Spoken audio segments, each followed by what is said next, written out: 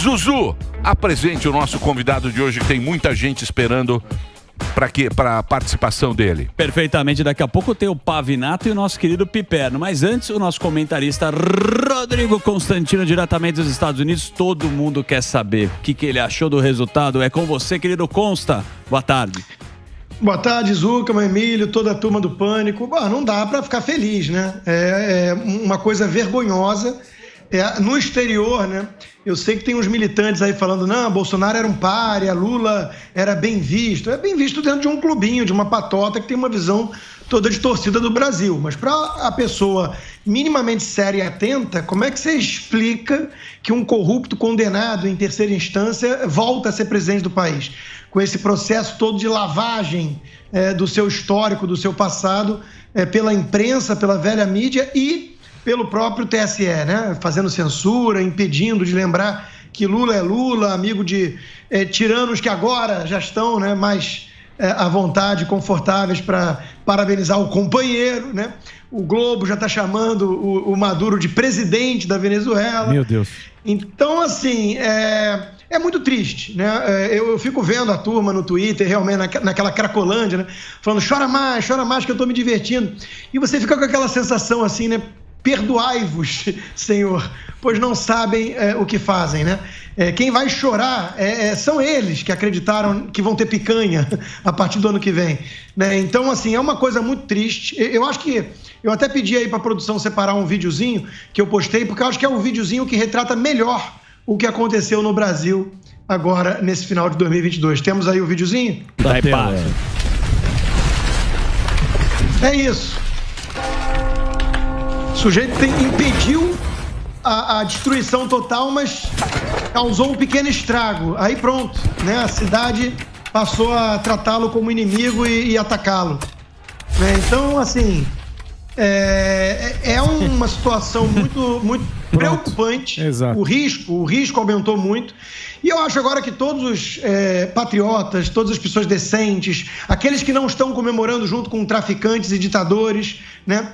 Essas pessoas agora têm que entrar no modo bombeiro, acionar o modo bombeiro. Agora é apagar incêndio, mitigar o estrago, lutar para impedir o pior, para salvar a nossa democracia de fato, que agora está ameaçada mais do que nunca, né? Então, o brasileiro não desiste e desesperança não pode ir por esse caminho, porque esse caminho é trevas.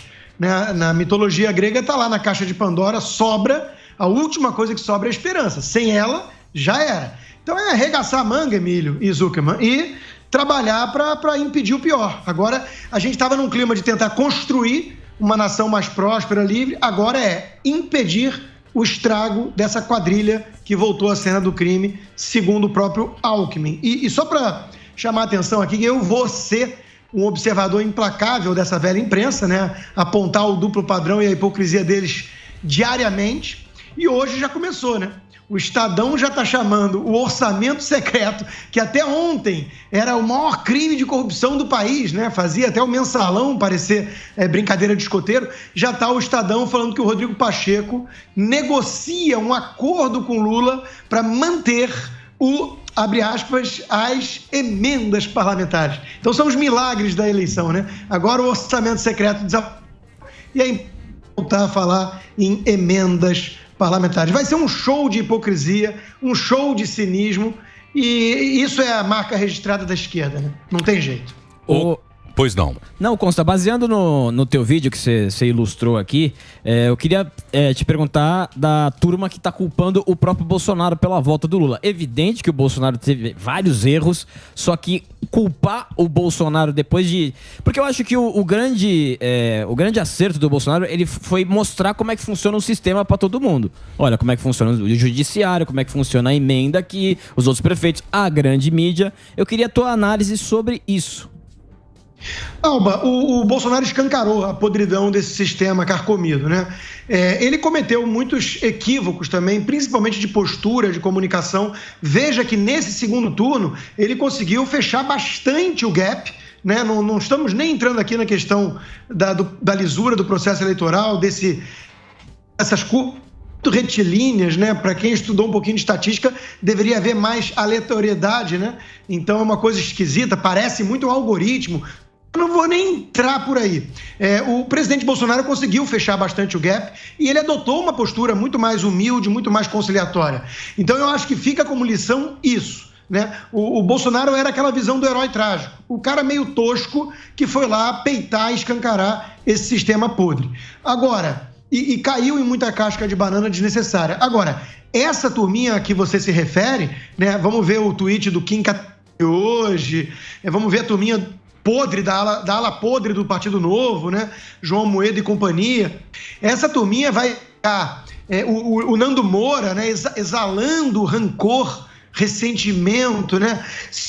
Chupa, se vocês não tivessem tratado a gente dessa forma. Quer dizer, os caras com raiva do Bolsonaro ajudaram a afundar o barco, né? E agora estão falando assim, a culpa é sua, capitão. Mas o barco está, né, indo a pique. Então, o Brasil vai passar por anos muito difíceis à frente. Qual é a estratégia dessa turminha do MBL e companhia? Agora, com o Lula, eles voltam a buscar alguma relevância como oposição. Antes eles estavam num dilema. Eles eram oposição ao Paulo Guedes, falando em nome do liberalismo, ao lado do PT. Quer dizer, era uma coisa ridícula. Eles expuseram a farsa que eles são a todo mundo. E agora eles vão tentar uma espécie de reaproximação. Tamo junto, somos oposição a essa esquerda, Lula, anti-PT. E a gente vai virar e falar assim, você fede, sai pra lá, né? Não vem com esse papinho. Você pediu o voto nulo, você demonizou o Bolsonaro e passou pano pra STF, pra TSE e até pro Lula. Né? Então não vem pra cima da gente com essa historinha, né? A turminha tucana ou tá elogiando o Lula, como o Fernando Henrique Cardoso e companhia, ou tá nesse joguinho de cena para fingir que agora é uma oposição ferrenha a essa esquerda. Não são, né? Não, tiveram a oportunidade de mostrar que são de fato oposição e não são, né? Então, dessa eu quero dizer, eles têm culpa no cartório. Todo mundo que pregou uma postura de isentão, todo mundo que pediu para anular voto diante dessas alternativas que se apresentavam, é cúmplice, tem culpa no cartório, tá junto com o que vai vir por aí. E eu adianto, o que vai vir por aí não é muito legal. Você acha que vai ser uma merda, nós sabemos, mas você acha que não vai ter merda para todo mundo? Olha, Emílio, vamos tentar ver o copo meio cheio, né? Que é a esperança de muito tucano. Não, Lula, que embarcou nesse discursinho, né? Vamos salvar a democracia, porque eles odeiam o Bolsonaro, por vários motivos, né? Primeiro que o Bolsonaro é alguém porque essa postura sem muita liturgia do cargo incomoda muito alguns tucanos esquerda caviar, Sorbonne, né? Agora, vamos lá, né? Qual é a esperança deles? E agora a de todos nós? É de que o Lula enxergue sempre essa espada na cabeça, a espada de Damocles, né, sobre a sua cabeça, porque o vice dele é o Alckmin, o vice dele é um tucano.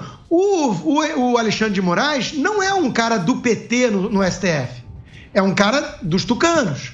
O Gilmar Mendes, idem. Então a gente sabe que essa concertação toda, essa frente ampla pela volta do ladrão à cena do crime, tem como comparsas uma turma muito grande ali que não gosta muito do Lula, que o Lula desce com engove, com Plasio, mas eles adorariam uma Tebet, um Alckmin, né, no comando do show.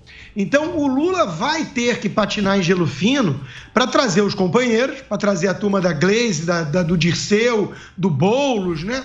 E compactuar de alguma forma com Meirelles, Arminio, a tucanada toda, que vai o tempo inteiro tentar falar assim, não vai radicalizar para o lado da Venezuela e da Argentina que vai dar ruim para você. Como o Senado é mais conservador a partir do ano que vem, né? Em que pese ali uma turma que surfou na onda bolsonarista, mas é fisiológica, como aconteceu em 2018. Mas é um Senado mais conservador. Se essa turma tucana compor com o Senado bolsonarista, derrubam o Lula. Então, não vai ser uma vida mansa para a patotinha da esquerda radical. Eles vão ter que contemporizar e fazer concessões à turma dos tucanos. E essa turma não quer botar fogo no circo do ponto de vista econômico, né? Eles querem um pouquinho mais de cautela. Abre torneira, joga um dinheirinho para ONG ambientalista, joga um dinheirinho para artista decadente na Lei Rouanet, vamos deixar aqui alguns empreiteiros felizes, mas não é, ligar o dane-se, não é fingir que não existe amanhã. Então, a expectativa, Emílio, é que a coisa vá degringolando. O Brasil perdeu uma grande oportunidade, como dizia Roberto Campos, o Brasil o Brasil nunca perde uma oportunidade de perder uma grande oportunidade.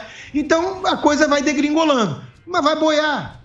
O Brasil, ele normalmente não afunda. Quando estava afundando com a Dilma, né, o que o sistema fez? Expeliu a Dilma. Então, o Lula vai ter essa espada na cabeça constantemente. Então, minha expectativa é de que a coisa vá piorando em vários aspectos. Moralmente já é uma derrota enorme. Como é que você educa um filho num país desses para dizer que é feio roubar, né? Ele vai lembrar que o roubo compensa. Então, é muito triste, mas do ponto de vista econômico, a coisa vai piorando, vai deteriorar, mas não vai afundar. Não vão deixar os que querem preservar as galinhas dos ovos de ouro. Posso fazer um? Muito bem, a gente tem uma informação aqui que é de... Oi? Pô, mas me avisa na hora que for entrar, né? Bom, pode continuar, por favor.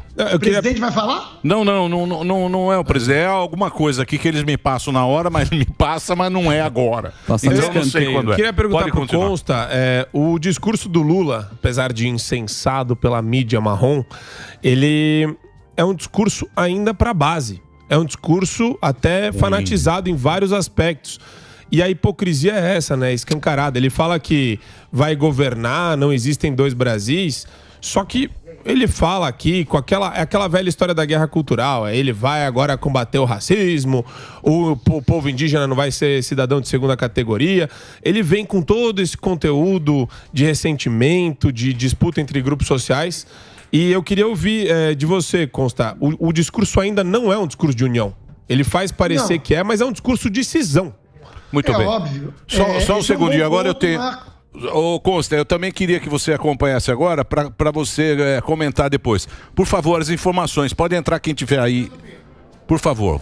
Vamos lá, direto de Brasília. Pode falar. Olá, Emílio, tudo bem? Beleza.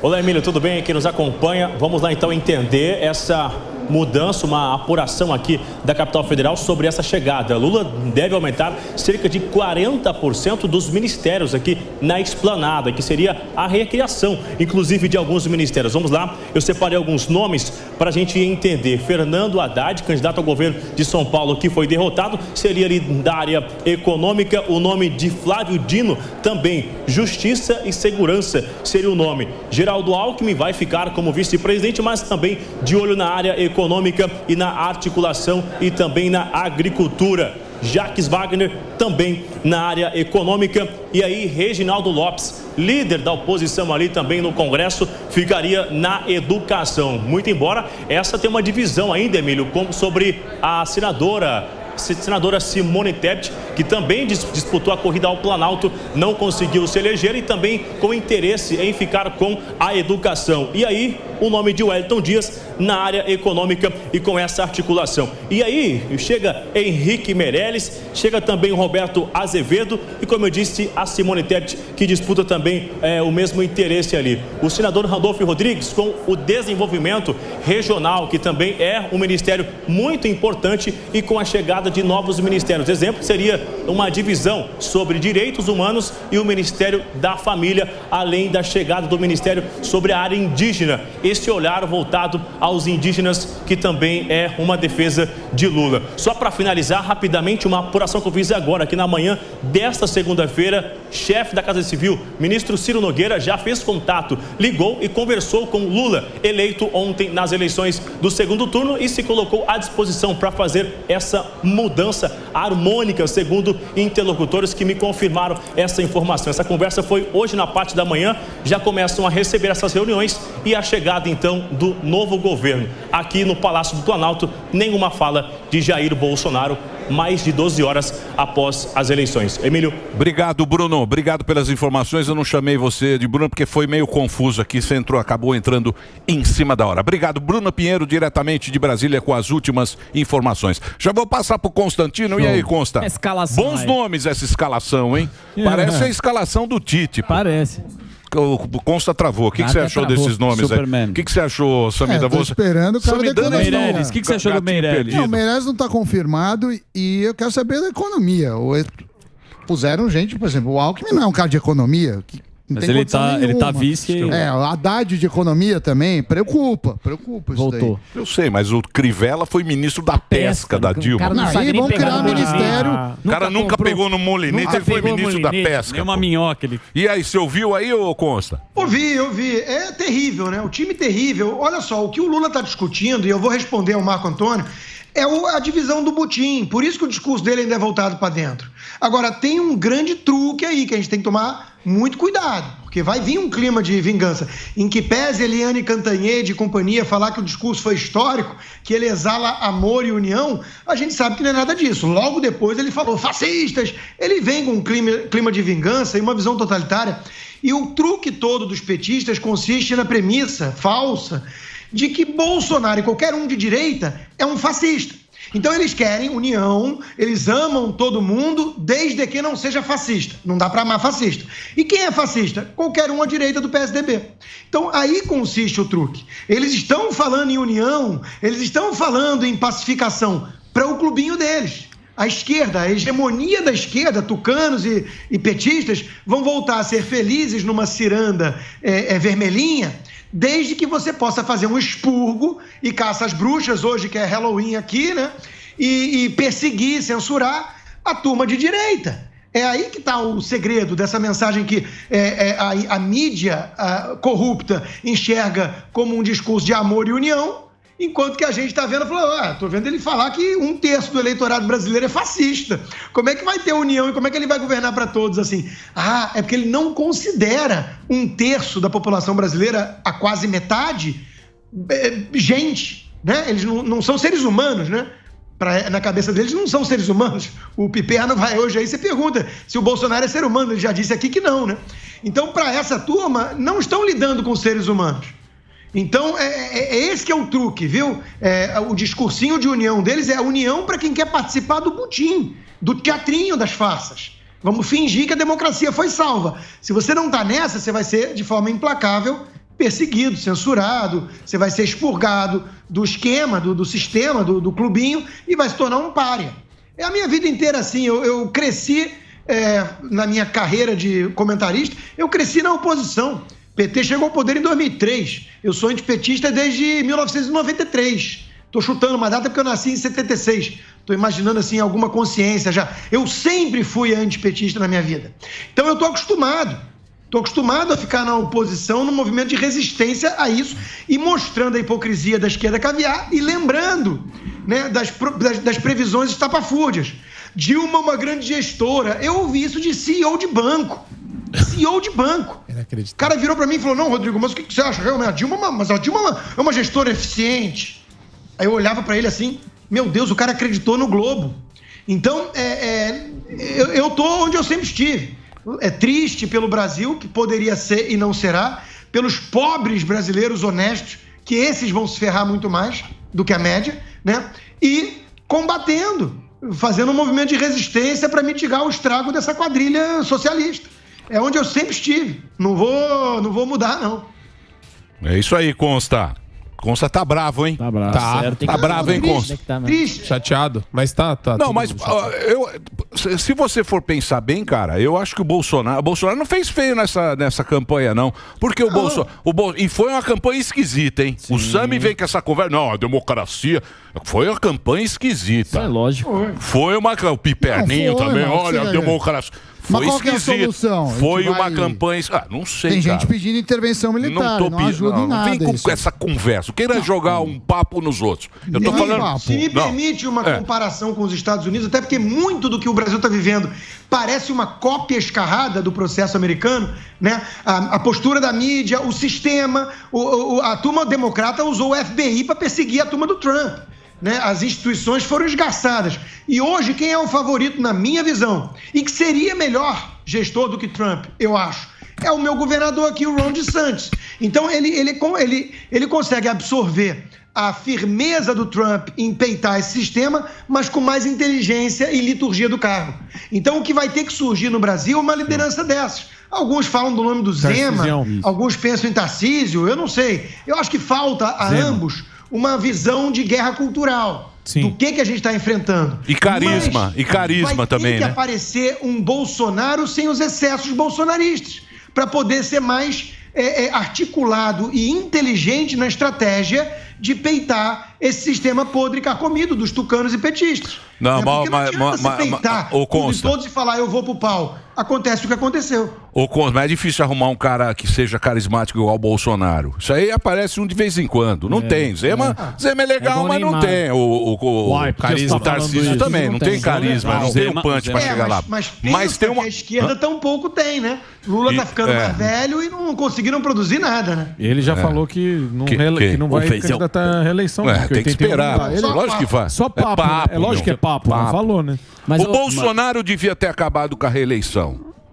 Ele podia ter acabado com a reeleição. Podia. Aí você não tinha nem Lula nem Bolsonaro. Um erro. Entendeu? Aí tinha que ser os novos. Mas nessa é interessante. Agora tem uma coisa, viu, Samidana? Diga. Você vem com essa conversinha aí, os caras meteram a Constituição na gaveta. Claro, eu acho então, também. A gente viu aqui que os caras meteram a Constituição na gaveta. Então não foi assim essa história, não. Eu acho também. Não é essa coisa, beleza. A questão é como resolve. Tem festa da democracia. Mas a questão é como resolve. Teve festa nenhuma. Não é festa da democracia. Teve festa da democracia ou consta? Não teve, né? As instituições estão bastante aviltadas e ameaçadas. Nós vamos ter que ter um trabalho muito forte aí do legislativo, acima de tudo, para reconstruir essas instituições, para criar as leis que faltam, que essa turma do Alexandre de Moraes usa de pretexto, né? Não há um vácuo legislativo, então eu vou criar a lei de fake news da cabeça dele. Né? Isso é tudo muito perigoso. E a imprensa passou pano para isso. Então, o Brasil ele está sob ameaça. Então, nós vamos ter que reconstruir instituições, não tem dúvida. E é uma pena, né? Porque não existe mais aquela conjuntura favorável para as reformas, etc. A gente está falando, né, Consta, de volta de imposto sindical, a gente está falando do pensamento estatizante retomando protagonismo no Brasil, que é uma coisa que já devia ter sido enterrada, né? Festa na floresta. E o problema é o seguinte, né, Marco? A quantidade de parasitas está ficando muito grande e muito pesada pro hospedeiro.